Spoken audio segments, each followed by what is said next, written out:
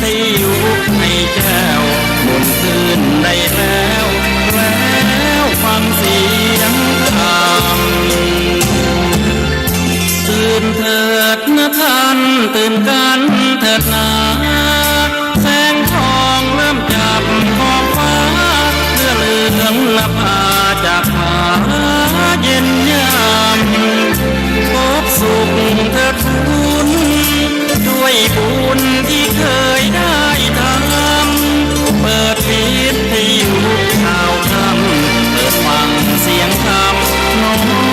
มนำสู่ใจ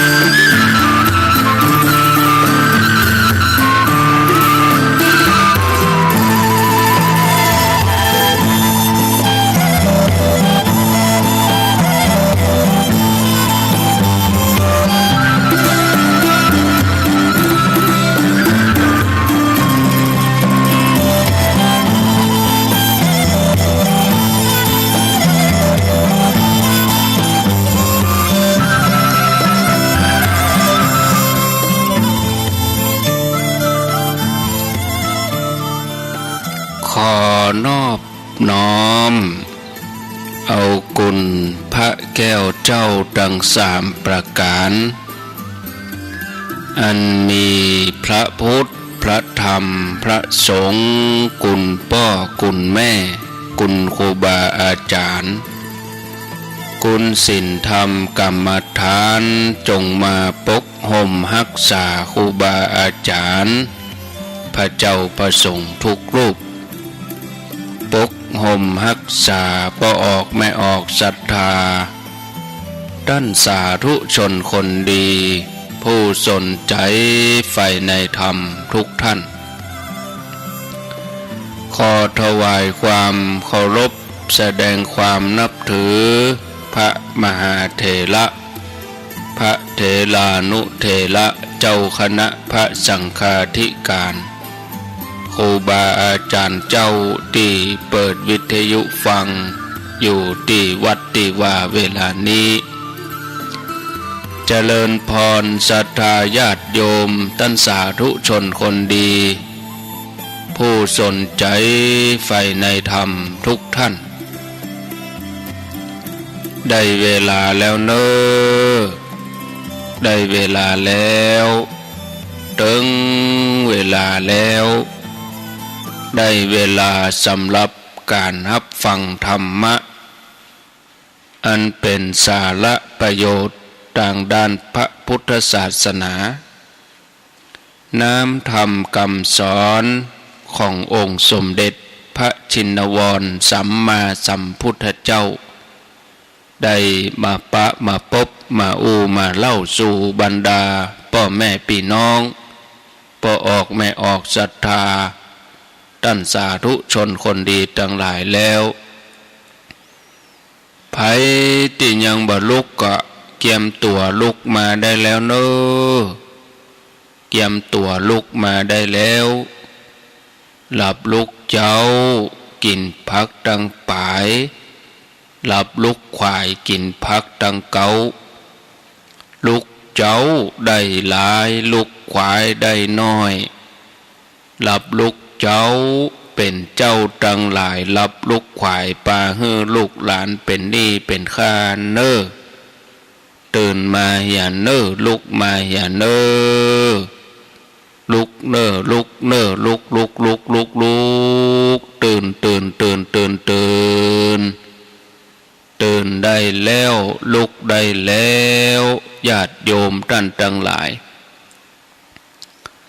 ลุกเจ้าตื่นตัวเจ้าบัวกับหันเยื่องนาพังพร้อมลุก ควายบ่ตันหนต่างกิดกอมก้าตัวบ่ต้อมปุ่นอายจุงเก่งเข้าไว้อย่าไปฮื้อขวายต่อหน้าสบายจำไว้เน้อเจ้าจำไว้เน้อเจ้าอรุณสวัสดิ์ธรรมะสวัสดีสวัสดียามเจ้าญาติโยมท่านทั้งหลายต้อนรับทุกท่านเข้าสู่รุ่งอรุณเจ้าของวันจันทร์ที่4เดือนเมษายนพุทธศักราช2565วันนี้เป็นวันเดือน7เหนือขึ้น3ค่ำขึ้น3ค่ำเดือน7เหนือพร่ำว่าเป็นวันจันทร์วันจันทร์ที่4เดือนที่4ของปี3เดือนผ่านไปญาติโยมทั้งหลายเดือนมีนาคมนี่มีอยู่31วันเดือนที่ผ่านมานี่นะ31วันก็ผ่านหมู่เฮาไปแล้ววันนี้เข้าสู่เดือนใหม่มาได้4วันวันนี้แล้วก็เดือนนี้ก็เป็นเดือนที่4ของปีเดือนเมษายนนี่มีอยู่30วันอันนี้ก็นับถอยหลังไปแฮมเหลือแถม26วันเนาะแล้วก็เหลือแถม10วันเหลือแถม10วันก็จะเข้าสู่เทศกาลปีใหม่เมืองนะเริ่มตั้งแต่13 14 15 16เมษายนคืออาทิตย์หน้านี้แล้วก็วันเวลาก็ผ่านไปพร้อมกับนำทุกสิ่งอย่างผ่านไปกับการเวลาถึงความชราถึงเรื่องราวต่างๆผ่านไปเป็นวันเนาะแต่ละวันเขาก็มาปะสิ่งต่างๆบางวันก็ซ้ำเก่าบางวันก็ได้เรื่องใหม่นะเป็นอย่างเนี้ยแต่ที่สุดมาแล้วก็จะต้องหายไปเสี่ยงไปสลายไปญาติโยมท่านทั้งหลายวันนี้จะได้นำเสนอหัวข้อธรรมะเรื่องการพัฒนาจิตให้ตันกับโลกคนเฮาที่เกิดมาในโลกใบนี้มีส่วนประกอบอยู่2ส่วนคือกายกับใจภาษาพระเปิ้นห้องรูปกับนามถึง2ส่วนนี้ญาติโยมทั้งหลายจำเป็นจะต้องดำเนินไปด้วยกันจะแยกออกจากกันบ่ได้ถ้าแยกเมื่อใดก็เป็นว่าหมดสิ้นชีวิตก็คือได้ชื่อว่าตายแล้วในขณะที่กายกับใจยังเป็นอยู่อย่างนี้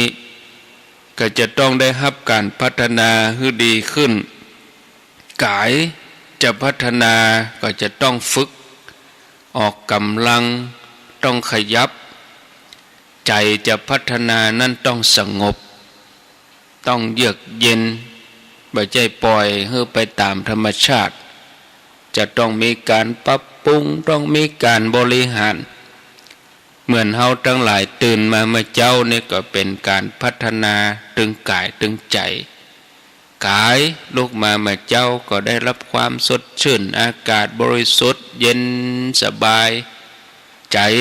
ก็มาเปิดรับธรรมะเอาน้ำธรรมคำสอนมาสโลมใจบริหารจิตใจให้ดีขึ้นแต่ในที่นี้นี่จะอู้ถึงเฉพาะเรื่องการพัฒนาใจต่ออันหรือว่าตัวจิตนี่เพราะคนเฮานี่ถ้าว่าจิตได้รับการพัฒนาดีแล้วในส่วนของกายก็ได้รับการพัฒนาไปโดยเพราะสิ่งตั้งหลายตึงหมดตึงมวลนี่สำเร็จที่ใจมีใจเป็นใหญ่มีใจเป็นนายคำว่าจิตใจนั้นญาติโยม แปลตามธรรมชาติก็คือเป็นสิ่งที่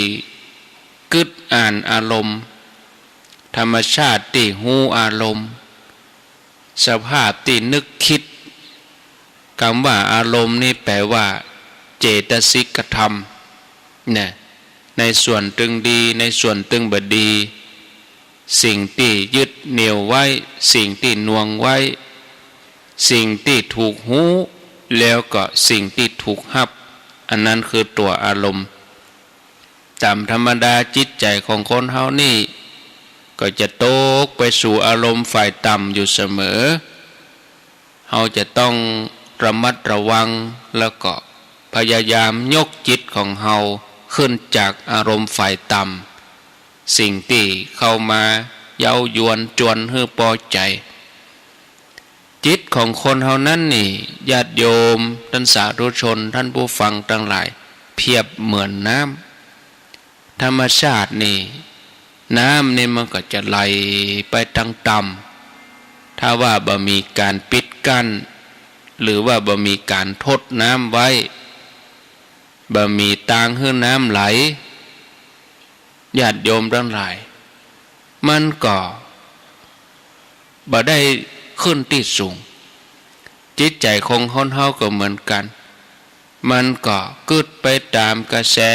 แห่งอารมณ์เข้าไปสู่ฝ่ายต่ำอยู่เสมอฉะนั้นญาติโยมจะต้องพยายามดึงจิตใจของตัวเก่านะบ่ให้เป็นไปตามอำนาจของอารมณ์ฝ่ายต่ำอันเป็นที่ตั้งของความโลภความโกรธความหลงแล้วก็จะต้องต่อสู้กับปัญหาต่างๆที่มีอยู่รอบตัวของเฮาจะอู้โดยสรุปก็คือว่าเฮาควรใจจิตใจของเฮาเนี่ยให้เป็นไปในทางที่ชอบก็คือจิตกึดไปในทางที่ชอบนะจัตถาญาติโยมท่านสาธุชนก็เลยมีคำอู้ที่ว่า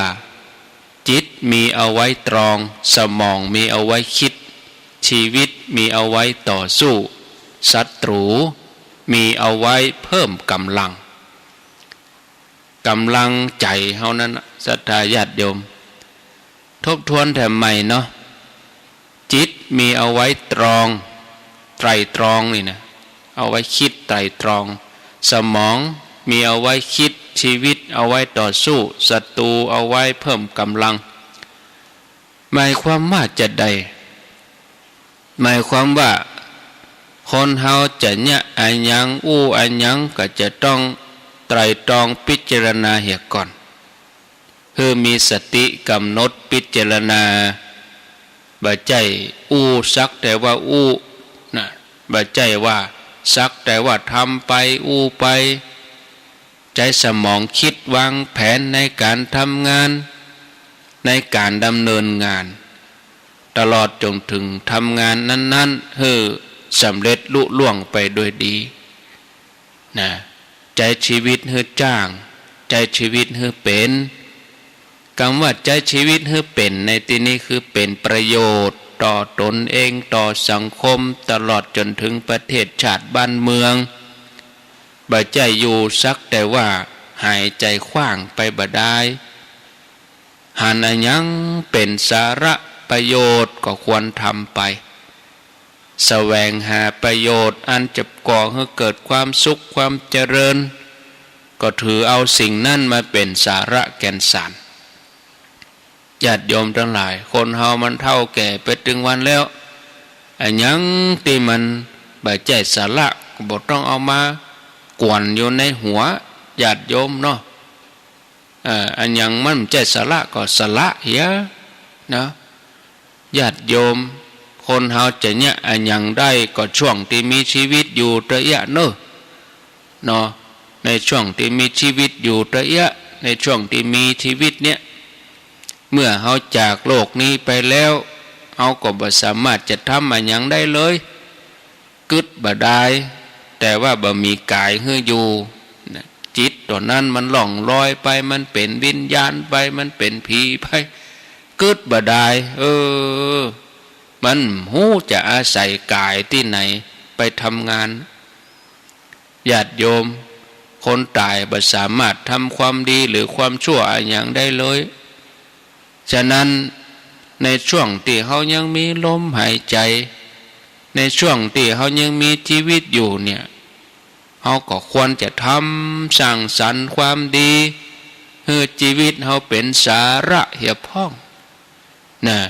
เขาจะต้องต่อสู้กับความบดีบางามทั้งหลายที่อยู่รอบตัวของเขาการต่อสู้กับชีวิตที่สำคัญก็คือว่าต่อสู้นี่เขาจะไปสู้กับไผบ่ต้องไปสู้กับไผบ่มีศัตรูอื่นใดจะยิ่งใหญ่กว่ากิเลสเขาจะต้องต่อสู้กับกิเลสโดยเฉพาะกิเลสที่เป็นส่วนของโลกธรรมมีสาเหตุมาจากโลกธรรมเป็นธรรมสำหรับโลกที่มันอยู่คู่กับโลกมีสองส่วนที่น่าพอใจเปิ้นฮ้องว่าอิทธาลมส่วนที่บ่พอใจบ่น่ายินดีเปิ้นก็ฮ้องว่าอนิจฐาลมสองส่วนนี้ส่วนที่น่ายินดีน่าพอใจอิทธาลมนั่นคือมีลาภมียศมีสรรเสริญมีความสุขส่วนที่บ่น่ายินดีบ่น่าพอใจเปิ้นฮ้องว่าอนิจฐาลมก็คือเสื่อมลาภเสื่อมยศถูกนินทาว่าร้ายแล้วก็มีความทุกข์พ่อแม่ศรัทธาญาติโยมท่านผู้ฟังทั้งหลายถึงสองอย่างนี้คนที่บ่เคยพัฒนาจิตถึงเวลาประสบกับอารมณ์เหล่านี้ก็จะหวั่นไหวถ้ารับอารมณ์ที่น่าพอใจก็จะดีใจเป็นลิงโลดเกินขอบเกินเขตอย่าให้เสียปกติไปได้หรืออาจจะมัวเมาประมาทถ้าว่าประสบกับโลกธรรมที่บ่น่าพอใจก็จะยากให้ปรับใจบ่ได้บางคนถึงขั้นเสียผู้เสียคนไปเลยก็มีขาดสติไปเลยก็มีนะฉะนั้นญาติโยมเขาจะต้องฝึกหัดต่อสู้กับอารมณ์ถึงสองอย่างนี้ให้ดีฝึกจิตของตัวเก่า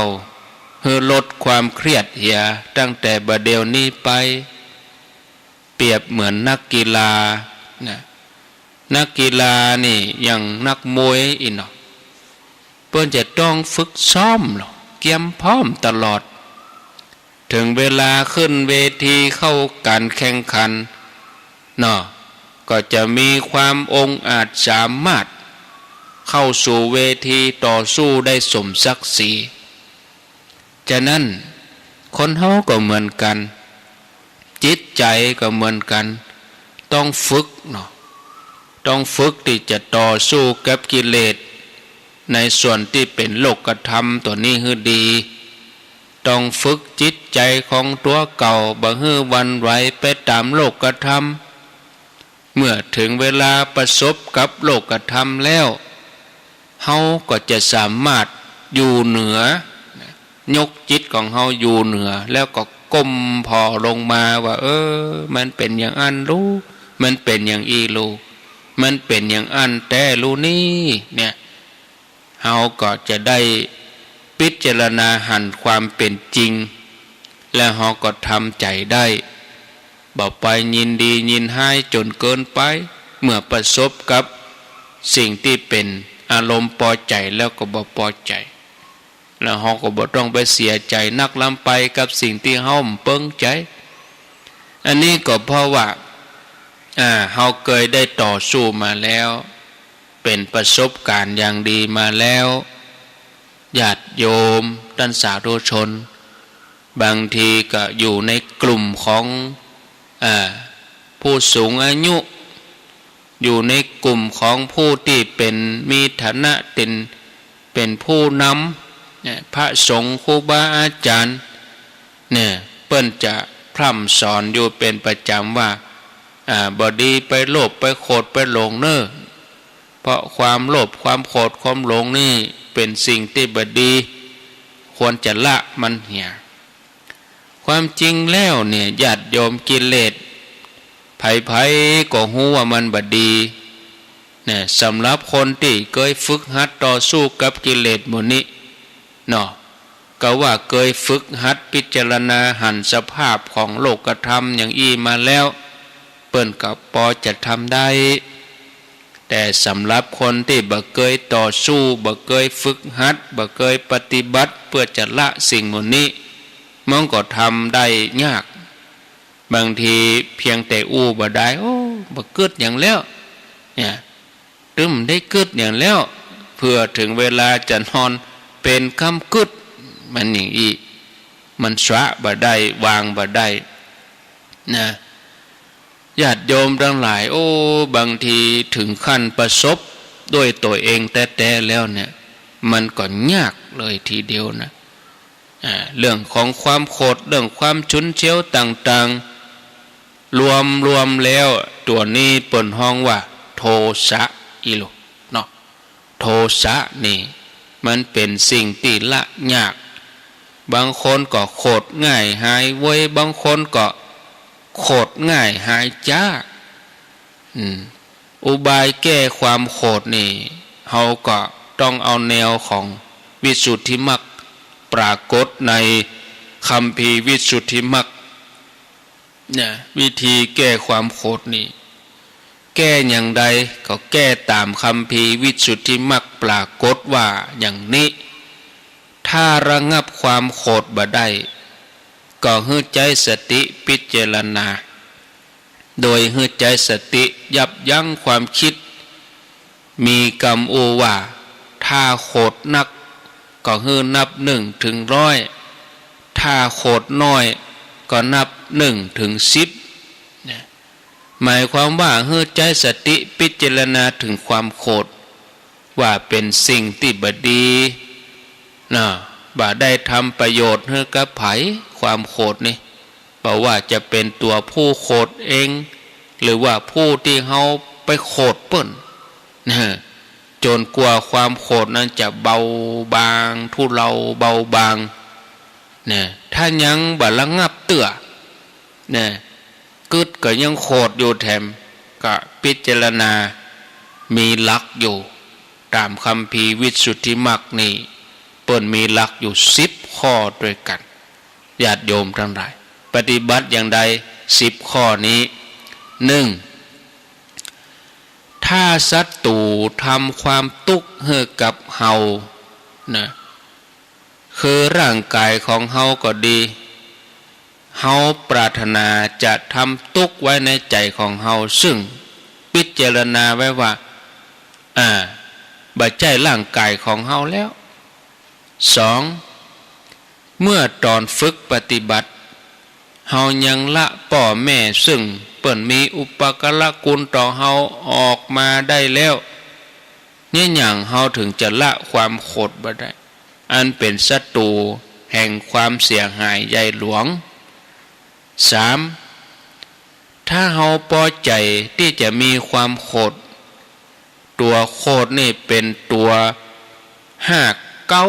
นะในการบั่นทอนความดีถามว่ามีไผโง่เหมือนเฮาพ้องที่จะมาโกรธอยู่หั่น 4. ถ้าโกรธว่าคนอื่นทำความบดีให้กับเฮาเนี่ยหยังเฮาถึงปรารถนาจะทำกรรมเหมือนเดียวกับเขาเหียเนี่ยคนอื่นอยากให้เฮาโกรธก็เลยทำความบ่พอใจยั่วเนี่ยอย่างเฮาถึงจะส่งเสริมความบ่พอใจหรือว่าทำตามความต้องการของเขานี่ข้อที่ 6เมื่อเฮาโกรธแล้วจะย่าให้เฮาได้รับทุกข์ญาติโยมเฮาจะได้เบียดเบียนตัวเองไปเนี่ยหยังความทุกข์ใจนี่มันเกิดเพราะความโกรธข้อที่ 7 ถ้าหันว่าศัตรูมีใจอำมหิตคือมีความโกรธแล้ว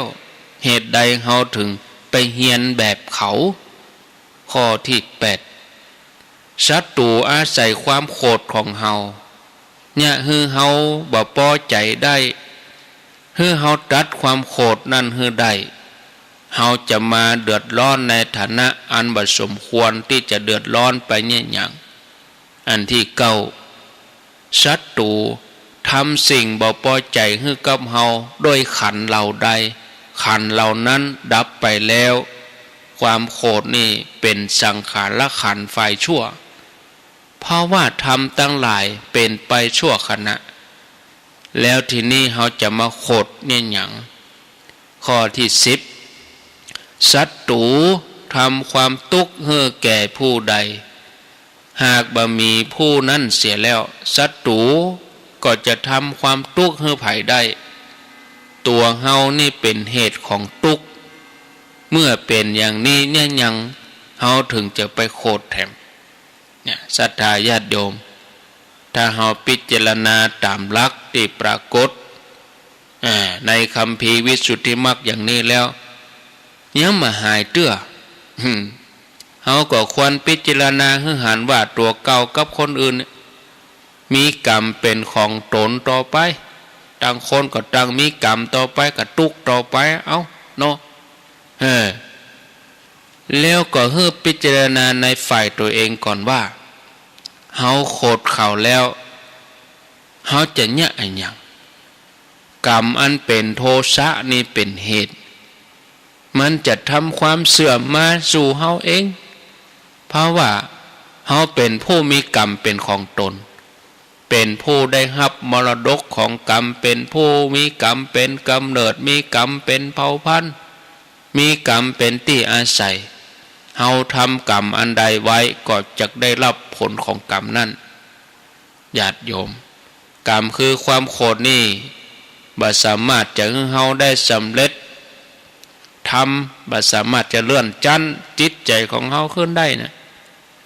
บ่สามารถที่ทำให้เฮาเป็นคนดีได้แล้วบ่สามารถที่จะให้เฮาไปเป็นเทวดาเป็นพระอินทร์พระพรหมเป็นอย่างมันเป็นบ่ได้นะญาติโยมที่แต่กรรมเนี่ยมีแต่จะยากให้เฮาลำบากทำให้เฮาเป็นคนทุกข์ยากในภายภาคหน้านะเพอก็อาจจะได้รับความทุกข์ในนรกก็ได้โกรธนี่ญาติโยมทั้งหลายตกนรกเนี่ยความโกรธถ้าความโลภนี่ก็ไปเป็นอันเปรตโลภถ้าหลงนี่ก็ไปเป็นเดรัจฉานเนี่ยตัวเฮาเมื่อทำกรรมอันนี้เท่ากับเผาตัวเก่านะทำตัวเองให้เน่าเหม็นอย่างคนที่กรรมทานที่กำลังติดไฟแดงมันบ่มีเปลวก็ดีจับสิ่งปฏิกูลอันเป็นอุจจาระก็ดีด้วยมือตึงสองโดยหวังจะเอาไปขว้างคนอื่นกรรมขี้เปอะกรรมอุจจาระหวังจะเอาไปขว้างคนอื่นมันก็ติดมือตัวเก่าทานมันก็ไหม้มือตัวเก่าก่อนอุจจาระสิ่งสกปรกขี้เปอะมันก็เปื้อนมือตัวเองก็มือเหม็นก่อนเนี่ยญาติโยมทั้งหลายเมื่อเฮาพิจารณาย้อนเข้ามาใส่ตัวอย่างนี้ความโกรธมันบางทีมันยังมีอยู่มันยังมีเจื้ออยู่มันบ่ระงับเตื้อเฮาก็ต้องพิจารณาฝ่ายคนอื่นพอล้อถ้าหากว่าเขาโกรธเฮาแล้วเขาจะเนี่ยอะหยังกรรมที่มีแต่ความโกรธนั้นเป็นเหตุจะทำความเสื่อมเสียแก่เขาเองเนาะเพราะว่าท่านผู้ฮู้เนี่ยเปิ่นพิจารณาว่ากรรมนั้นก็เป็นของตนได้รับมรดกกรรมพิจารณาไปอย่างนี้อันนี้เป็นวิธีการเป็นอุบายที่ติดต่อสู้กับความโกรธ เมื่อพิจารณาได้อย่างอีแล้วเขาก็จะเบาไปนะแก้ความโกรธให้หมดไปจากใจในเมื่อเขาประสบสิ่งที่บ่พอใจอันเป็นที่ตั้งแห่งความโกรธเขาก็จะบ่โกรธละเพราะเขาได้พิจารณาหันโทษของความโกรธคือโทสะเรื่องของความหลงคนเฮามีความหลงเป็นเจ้าเรือนคือมีอยู่ในใจของตัวเก่าอยู่แล้วเมื่อเป็นอย่างอี้ก็ควรจะอบรมปัญญาให้เกิดมีความรู้ความฉลาดในเบื้องต้นนี่เฮาจะต้องศึกษาเพื่อมีความเข้าใจตึงตังโลกตังธรรมพิจารณาให้หันว่าอันยังควรอันยังบ่ควรแล้วก็เลือกเอาสิ่งที่ดีมีประโยชน์มาปฏิบัติเว้นสิ่งที่บ่ดีเว้นสิ่งที่บ่มีประโยชน์การพัฒนาจิตใจยอมรับการเปลี่ยนแปลงของโลกแล้วก็สังคมเนี่ยก็คือบ่ยินดียินให้ไปตามกระแสโลกก็ทำในส่วนของอกุศลมูลแห่งอกุศลคือโลภโกรธหลงเนี่ยชื่อว่าเป็นการทำจิตให้มีคุณภาพนะเพราะว่าคนเฮาถ้าได้พัฒนาจิตใจแล้วอันยังมันก็ดีไปหมดนะเนาะเพราะกูสิ่งกูอย่างเนี่ยสำเร็จด้วยใจโลนะก็เลยมีคำอูว่าจะพัฒนาอันอย่างก็เกิดนะถ้าพัฒนาจิตได้ดีฉะนั้นญาติโยมการพัฒนาจิตใจให้แก้วกล้าเป็นสิ่งจำเป็นยกจิตของตัวเองเมื่อจิตได้พัฒนาดีแล้วก็จะบ่หวั่นไหวไปตามกรรมนินทาไปตามกรรมสรรเสริญหินภูเขาบัดสะเทือนเพราะแรงลมฉันใดขึ้นชื่อว่าบัณฑิตบ่หวั่นไหวเพราะสรรเสริญและนินทาฉันนั้นนะแล้วก็บ่เป็นไปตามอำนาจของความอยากเกินไปจะบ่เป็นคนที่เกลี้ยกล่อมจะเป็นคนที่มีเหตุมีผลสุขุมรอบคอบดำเนินชีวิตไปอย่างมีความสุขเป็นคนที่มีคุณภาพที่ดีในสังคมนะญาติโยมท่านทั้งหลายเอาได้อูมาก็หันว่าเวลาพอสมควรพอดีเนาะ5:38 นาทีก็จะอู้จากับญาติโยมแหมน้อยวันนี้ถ้าตันอ่านชื่อก็จะอ่านถ้าบัดทันอ่านชื่อก็ยกไปโยมทั้งหลายที่จองเหรียญไว้แม่อุ้ยป่าอุ้ยที่ฮือลูกฮือหลานส่งข้อความมาจองเหรียญก็เน้นย้ำเนอะก็คือส่งข้อความมาหาอาตมาแถมไม่บอกว่าตั้งไลน์บอกว่าตั้งเฟซเพราะว่าช่วงที่ไปม่อนภาษีสองเมืองเนี่ยใจมือถือบันทึกข้อมูลนักทั้งภาพทั้งอย่างมันอืดก็เลยลบก็เผลอลบไปมือโวยไปหน่อยบางทีลบเพลินลบไปจะได้ก็ส่งมาเตือนเหตุกรรมเนาะจะได้ส่งเหรียญไปเฮ้ก็ข้างบากี้ร้ายที่ทยอยส่งไปก็มีละใจเย็นเนอะแล้วก็ที่จะมาฮับเองก็มาฮับเอาที่ปากตังเจริญเนาะติดต่อที่สมณเณรติดต่อที่สมณเณรตุนถามหาเน้นตุนเน้นอาจารย์ฝากเหรียญไว้ให้เน้นเป็นธุระหรือว่าโยมที่บ่ได้จองได้อย่างก็มาเอาก็ได้นะที่จองไว้ก็เอาใบจองมาที่บ่มีใบจองก็มาเอาได้เลยเนอะญาติโยมเนอะตั้งเวียงป่าเป้าก็ที่ม่อนจอมพอตั้งเมืองฝางก็ฝากไว้ที่แม่จงดีอย่างละ50 เหรียญก็ไปรับที่แม่จงดีวันที่8ถ้าเปิ้นมาเปิ้นเหลือกี่เหรียญก็เปิ้นวิทย์ต่อได้ก็จะเอาเตื่อมเอาแท่งไปเนาะของแม่จงดีร้านต้นบุญจงดีเสาหินนะไปรับที่หั่นเวียงป่าเป้าก็จะไปรับที่วัดป่างิ้วก็ได้วัดป่าแงะก็ได้สันกูท้องก็ได้นะอันนี้ก็ไปรับได้ที่หั่นเลยเนอะญาติโยมเนอะ อันนี้ก็แจ้งให้ทราบไปเรียบร้อยแล้วญาติโยมทั้งหลายเรื่องเหรียญพระศรีสองเมืองกับเรื่องเหรียญแม่นางแก้วเนาะต่อไปก็จะมาอู้จ่าบอกกล่าวญาติโยมเรื่องงานสรุปงานกินตาลปอยหลวงตีม่อนพระศรีสองเมืองแต่ว่าแม่แรงก็อู้ไปแล้วอู้ไปกับญาติโยมที่ฟังแม่แรงช่วงค่ำก่อน2 ทุ่มอาตมาจะเอามาอู้อยู่3 เวลาเวลาเตียตมารับผิดชอบรายการก็คือเวลาเมื่อแรงเมื่อเจ้าแล้วก็เมื่อคืนเมื่อคืนนี้ก็จะไปอู้แห่มกรรมคืนวันพุธวันพุธที่6เป็นวันพุธต้นเดือนก็อาตมาก็จะไปอู้แห่มกรรมก็จบ3 เวลานี่ก็เปาะเนาะสำหรับสรุปงานปอยหลวงเหตุใดถึงมาแจ้งมาบอกจ้าบอกว่าจะเผยแพร่ตั้งวิทยุหรือเผยแพร่ตั้งสื่ออาตมาเขาถือว่า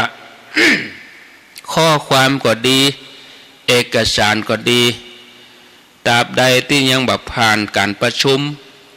ตราบใดที่ยังแบบมีการได้ตรวจตราอันยังเรียบร้อยบ่ได้มีการลงมติอันยังก็ยังบ่เอาเผยแพร่เตื้อตึงสื่อตึงยังตึงออกวิทยุนี่ยังบ่เอาออกเตื้อย่าบางท่านว่าโอ้แล้วงาน2 วันก็น่าจะบอกเลยกะมันใจเหมือนวัดเฮาหรอ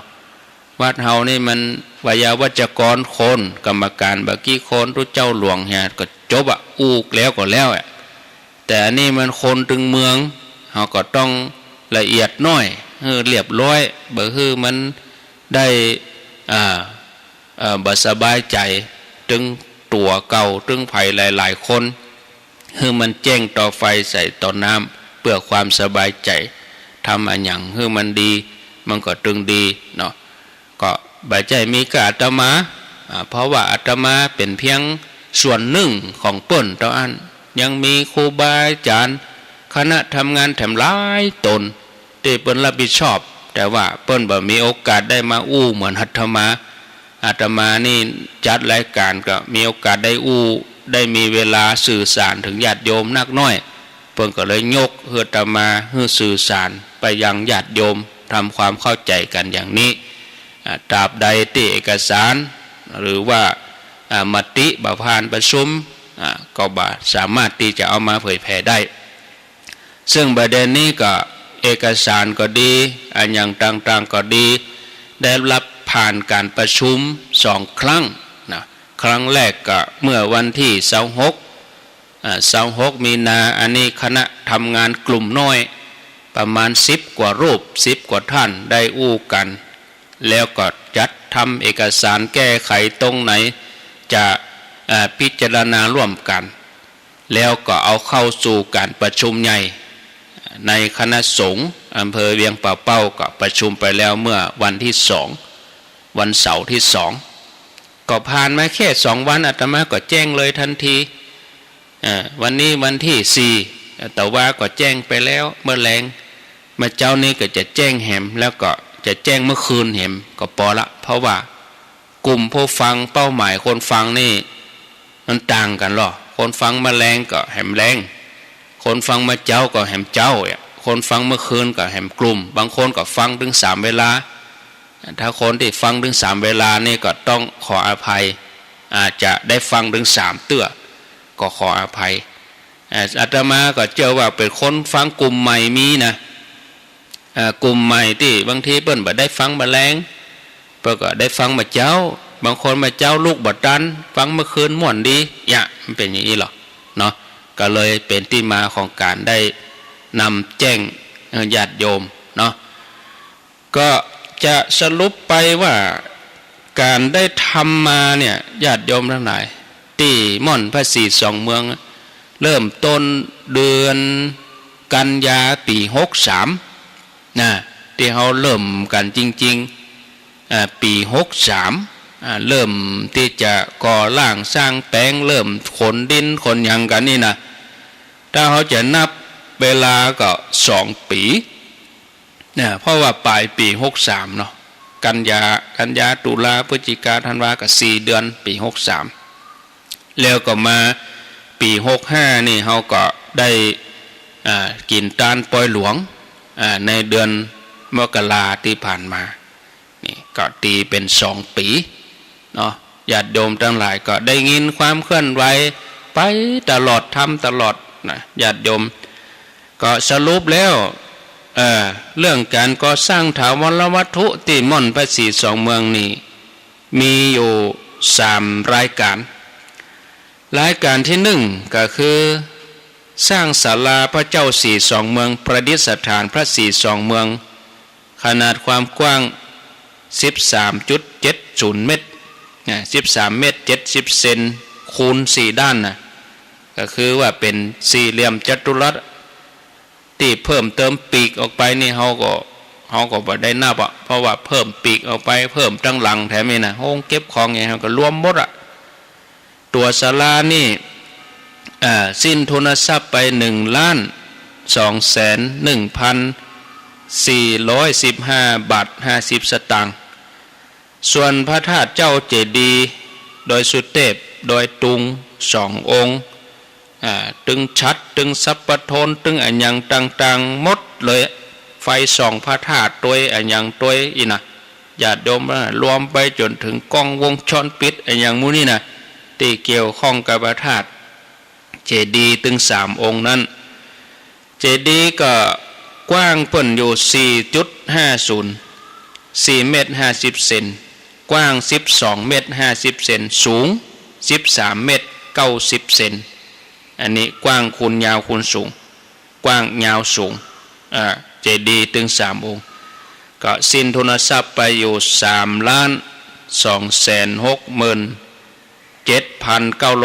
3,267,950 บาทแล้วรายการที่3อันนี้ขั้นใดที่เขาฮับกันเนาะรวมไปจนถึงโต๊ะเก้าอี้รวมหมดเนอะอันนี้อื่นๆอันนี้เป็นอื่นๆสิ่งก่อสร้างห้องน้ำก็ดีปรับภูมิทัศน์ก็ดี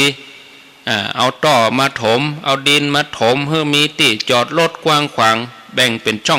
งอีนะอันนี้สิ้นทุนทรัพย์ไปอยู่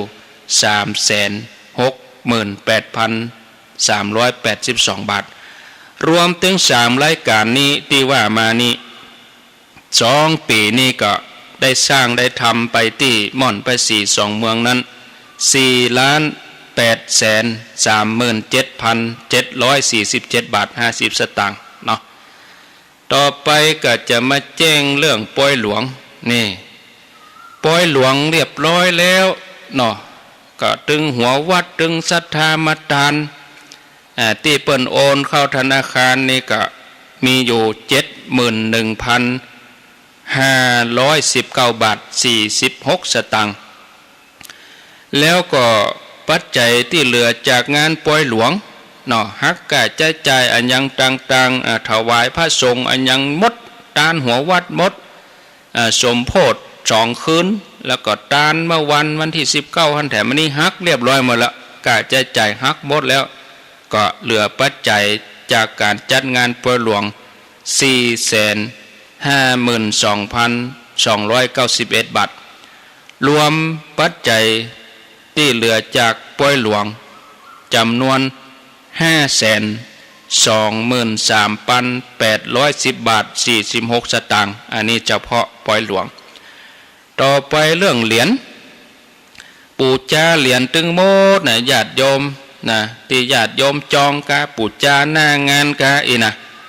กองทุนพัฒนาพระศรีสองเมืองเรื่องปูจาเหรียญหักกะจะจ่ายเรียบร้อยแล้ว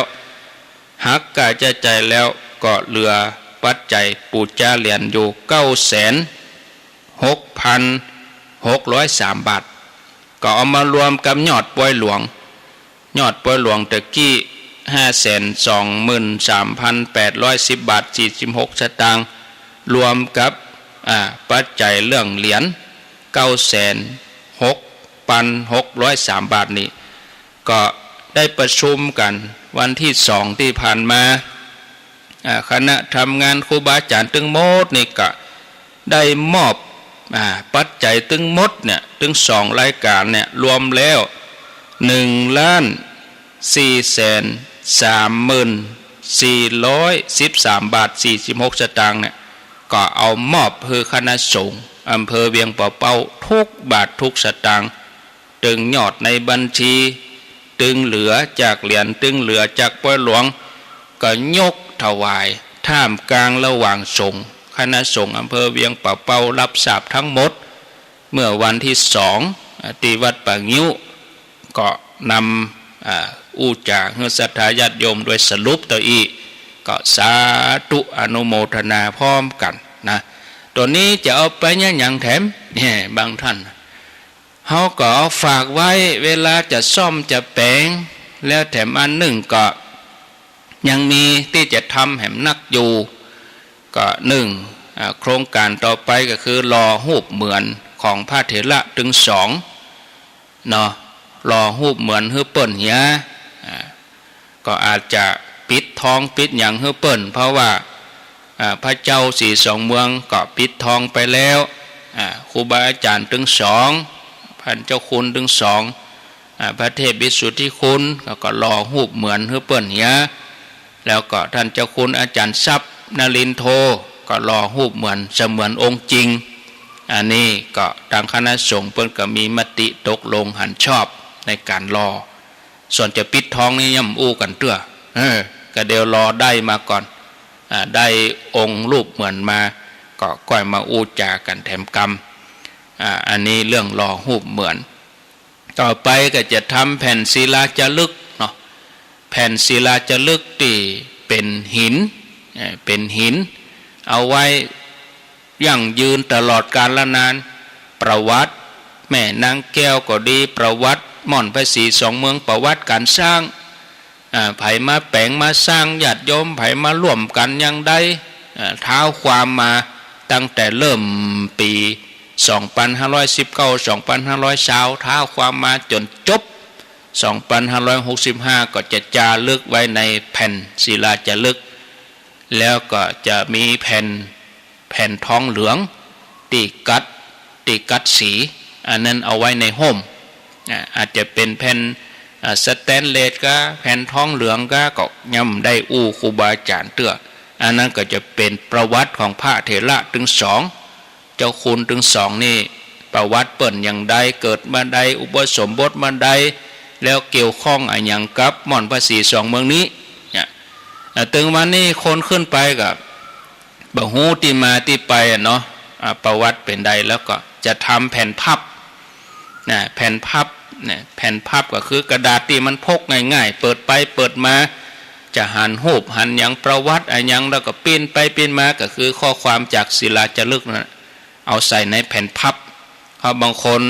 อ่านแล้วเบิ้นก็จะยิบไปบ้านเขาก็เอาแผ่นพับนั้นยองไว้หั่นเต็มหมดนั้นญาติโยมเนาะอันนี้ก็จะทำแห่มต่อไปนี่นะก็อนุโมทนาบุญกับญาติโยมท่านทั้งหลายธรรมาภาพก็ในนามคณะสงฆ์ที่ร่วมก็ดีครูบาอาจารย์ที่เปิ้นได้ร่วมคิดร่วมทำกันมาศรัทธาญาติโยมทุกคนก็ขออนุโมทนาบุญทุกบาททุกสตางค์ที่ได้ร่วมกันบริจาคมาก็ได้ร่วมแข่งขันช่วยกันคนหินคนทรายคนดินกีไปปัดไปเพี้ยวรับเป็นเจ้าภาพแต่ละอย่างตึงของน้อยของนั่งของที่เอานั่งก็คือเก้าอี้คือโต๊ะผ้าปูนั่งยังแม้ที่สุดมาปะพดไปเผียวน้ำยาล้างห้องน้ำกระดาษที่ชู่ทุกอย่างตึงของกินของทายเนาะไปจนถึงหอดที่อยู่สูงสุดจ่อฟ้าปันลมยอดชัดพระธาตุเจ้าเจดีย์ได้ร่วมทำจนถึงขั้นใดไต่ขึ้นเนาะก็ขอฮือนึกถึงบุญตัวนี้เป็นกุศลมหากุศลดังนี้ต่อไปศรัทธาไก่ไปไก่มากึดใจได้เขาก็ไปแหว่หอมแหว่ไหวเนาะใครได้บุญแถมเขาก็ไปแหว่ไปกวาดไปเพี้ยวนะเอาต้องช่วยกันดูแลส่วนนี้ก็จะได้นำมาอู้จาครูบาอาจารย์ต่อไปเขาก็จะต้องมีคนดูแลต่อไป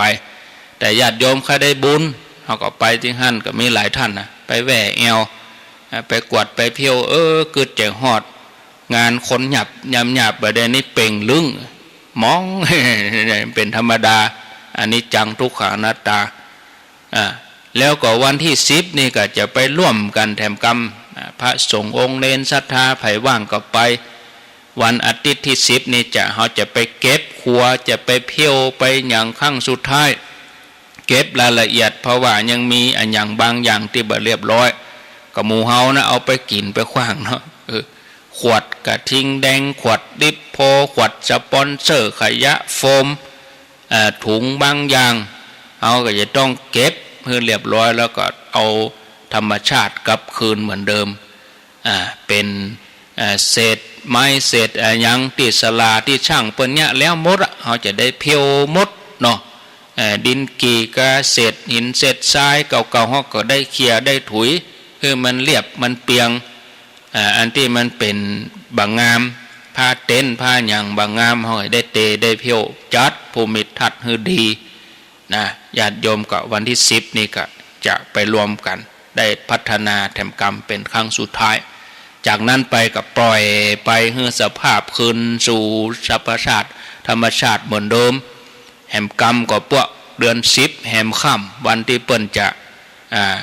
วันที่เปิ้นจะนิมนต์วันที่เปิ้นจะแห่ฮูปเหมือนไปฮูปเหมือนนี่ถ้ารอเสร็จก็จะเอาไว้อยู่2ที่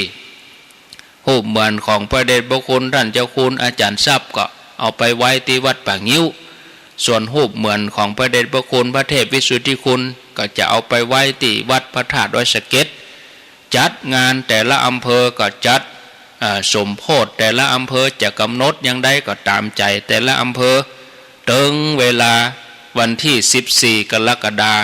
ก็แห่มาสมทบแห่มาประจบกันแล้วเขาจะได้หามขึ้นไปบนม่อนพระศรีสองเมืองหันเนาะอันนี้ก็แจ้งญาติโยมทั้งหลายไว้แถม2 งาน 3 งานกับวันที่8วันศุกร์ที่8นี่ก็งานปล่อยหลวงตาลอุโบสถที่วัดพระธาตุม่อนจอมพอวัดหลวงพ่อพระครูปฏิภาณธรรมทินวัดพระธาตุม่อนจอมพอหรือวัดตุลุงดอยเปิ้นจัดรายการวันจันทร์เมื่อคืนกับวันศุกร์มาเจ้าอีนะก็เชิญชวนเนอะญาติโยมวันที่8วันศุกร์ที่8ก็ไปร่วมตานงานปล่อยหลวงตีม่อนจอมพอหลวงพ่อพระครูปฏิภาณธรรมทินพร้อมกับศรัทธาได้ฝากเอิ้นเชิญชวนมาอาตมาเขาก็จะไปหลายอยู่อาตมาเขาก็ไปวันที่6อาตมาจะไปนอน6 7 8อาจจะถึงวันที่9บ่นะที่9เป็นวันศีลก็อยู่กับวันศีลกับเปิ้นเจ้าใครไปห่วมวันศีลเปิ้นวันที่9นั้นเป็นวันศีลวันเสาร์เพียวขี้โคอย่างแล้วมดเจ็บครัวเก็บอย่างแล้วมดก็จะปิกแล้ววันที่10ก็ได้มาที่ตัวนางแก้วแถมวันที่10นั้นได้มาเพียวมาอย่างก็จะหมายว่าอยู่ยาวตั้งแต่วันที่6ไปนะญาติโยมเนาะอันนี้แล้วก็ครูบาอาจารย์ที่เปิ้นจัดรายการก็จะประชุมกันวันที่8นะก็บางทีว่าจะประชุมที่วัดดอนจันทร์เมืองงายฉันเพลแล้วก็ไปตานประหลวงประเด็นนี้เปลี่ยนแผนก็คือหลวงปู่พระครูปฏิภาณธรรมทินประกาศนิมนต์ไปฉันเพลปุ่นหมดเลยก็เลยไหนก็ไปฉันเพลที่ม่อนจอมพอฉันเพลแล้วก็เตียงเกิงก็ประชุมก็แบบประมาณชั่วโมงก็แล้วบ่ายโมงเกิงบ่เกิน2 โมงก็แยกย้ายกันละครูบาอาจารย์นักจัดรายการจะประชุมกันเรื่องเขาจะจัดงานดำหัวแล้วก็เอาเรื่องโดยนักแก้วไปแจ้งให้เปิดตัวเพราะอย่างน้อยครูบาอาจารย์ก็ต้องรับทราบเนาะเพราะว่าได้คิดได้ทำร่วมกันทั้งหมดหรอกก็ได้แจ้งให้เปิดทราบเหียแล้วก็ได้ไปแจ้งงานต่างๆครูบาอาจารย์พระจัดรายการในเครือข่ายขึ้นสีขาวทั้งหมดทุกรูปในวันที่8แล้วก็ก่อนที่จะประชุมก็จะตานปล่อยหลวงตานหัววัดเรียบร้อยเขาก็ประชุมอันนี้ก็แจ้งให้ญาติโยมได้รับทราบนะ